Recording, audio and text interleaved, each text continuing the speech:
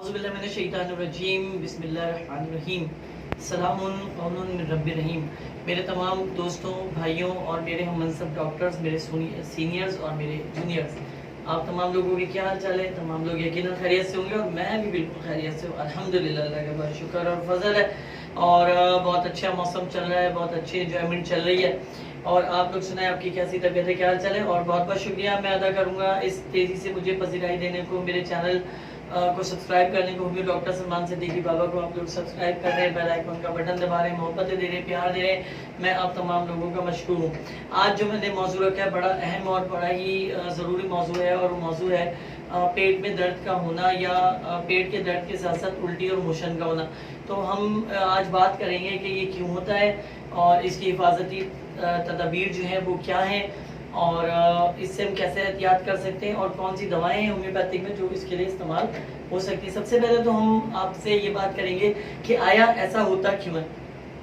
देखिए, जिस दौर में हम लोग जी रहे हो, जिस माशरे में हम लोग जी रहे हैं, यहाँ पे जितना भी हो सके कम है 2 नंबरी। यहाँ तक कि सब्जी भी 2 नंबर मतलब कि स्प्रे की हुई जहरीला स्प्रे उसके ऊपर किया हुआ होता है। यहाँ तक कि गोश्त तक जो है वो फ्रिज का रखा हुआ और पानी भरा हुआ गोश्त हमें मिलता है। मुर्गी है वो अलग जहर से भरी है। मतलब ये कि कुछ भी उठा लीजिए, कोई भी चीज़ उठा लीजिए, सारी चीज़ों में सारी इफेक्टिव नहीं है, अनइफेक्टिव चीज़ें हैं जो हमारे जिस्म को नुकसान पहुंचाती हैं। अल्लाह रब्बुल आलमीन ने हमारे जिस्म के अंदर एक डिफाइन निज़ाम पैदा किया है जो जरासीम के खिलाफ मुसलसल लड़ता है, जिसमें सबसे पहली चीज़ हमारे थायराइड ग्लैंड है, और दूसरे नंबर पे जो हमारी चीज़ है वो जिगर है। अगर थायराइड ग्लैंड से होती हुई चीज़ पहुंच भी जाती है तो जिगर उससे लड़ता है और उसके खिलाफ जो है वो एक तरह से जंग करता है, जिहाद करता है, और उस जहर को जिस्म से निकाल कर जो बाहर फेंक देता है। होता ये है कि जो वायरल आपके बॉडी में जाते हैं, जैसे मिसाल के तौर पे अब ये सीज़न जो चल रहा है हमारे पास, इस सीज़न में सबसे प्रॉब्लम ये होती है हैज़े की, यानी हैज़ा मतलब जिसे आप कॉलरा कहते हो जो इंग्लिश में। अब होता ये है कि इसमें एकदम से पेशेंट को शदीद उल्टियाँ शुरू हो जाती हैं, बिल्कुल उल्टियाँ, यहाँ तक कि सफरा भी उल्टियाँ, सफ़ेद उल्टियाँ होना शुरू हो जाती हैं। पेशेंट बिल्कुल खाना पीना जब अपना बंद कर देता है, और सोने पे सुहागा ये होता है कि और मुसीबत ये आती है, साथ मोशन भी शुरू हो जाते हैं, और मरीज़ को शदीद किस्म के नमकियात की कमी का सामना करना पड़ता है, यानी पानी की कमी उसके जिस्म में हो जाती है, जिसको डिहाइड्रेशन कहते हैं।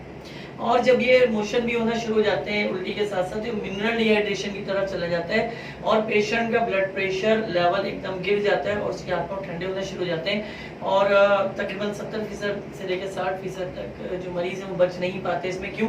कि उनका इम्यूनिटी सिस्टम काम करना बंद कर देता है, उनका दिल जो है अपने फेल को करना बंद कर देता है, उनके फेफड़े सांस लेना कम कर देते हैं, जिसकी वजह से घुटन और घबराहट और बेचैनी की वजह से भी, और क्योंकि नमकियात सारे ज़ाया हो चुके थे उल्टे मोशन की सूरत में, बाज़ दफ़ा तो होता है कि 24 घंटे के अंदर अंदर भी जो अमवात हो जाती है।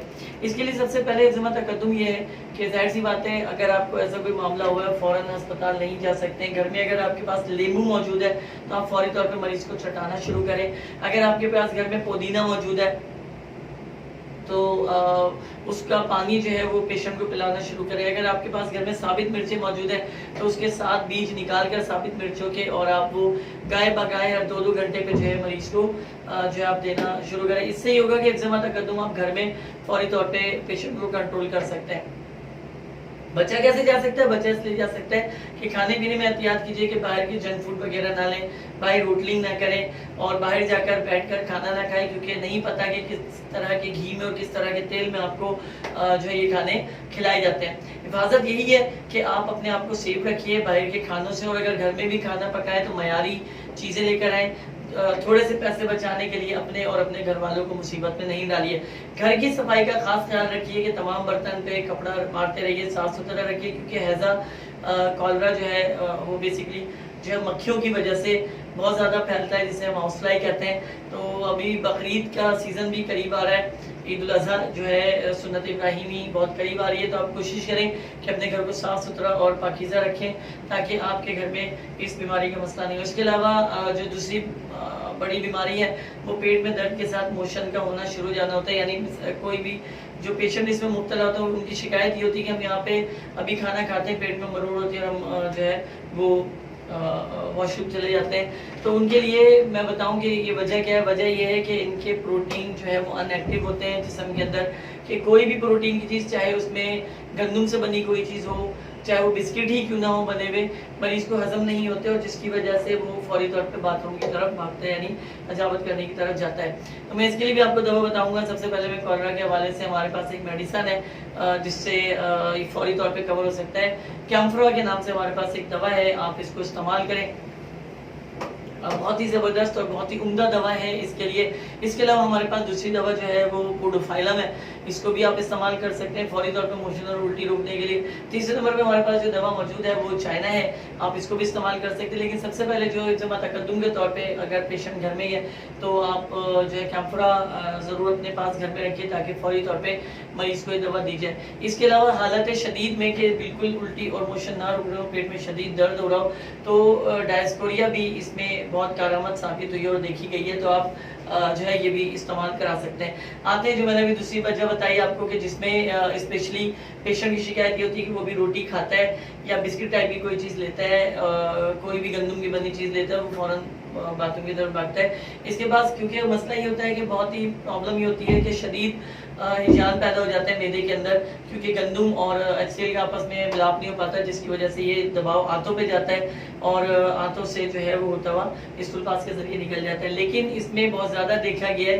कि ये ज़्यादातर जो है 40 साल से ऊपर के लोगों को होता है, क्योंकि ये लोग खाना चबा कर नहीं खाते, दांत की किसी तकलीफ की वजह से भी हो सकता है या कोई और भी वजह हो सकती है, लेकिन खाना चबा कर नहीं खाया जाता है और खाने को अच्छे से हजम होने में वक्त लगता है, जिसकी वजह से भी नुकसान होता है। इसके लिए हमारे पास 2 दवाएं जो मैं आपको बिल्कुल बता रहा हूँ और खुले दिल से बता रहा हूँ, बिल्कुल इस्तेमाल कीजिएगा, यकीनन अल्लाह शिफा देंगे और आप देखिएगा देखते ही देखते घर बैठे आप होम्योपैथिक से फायदा उठा सकते हैं इंशाल्लाह ताला।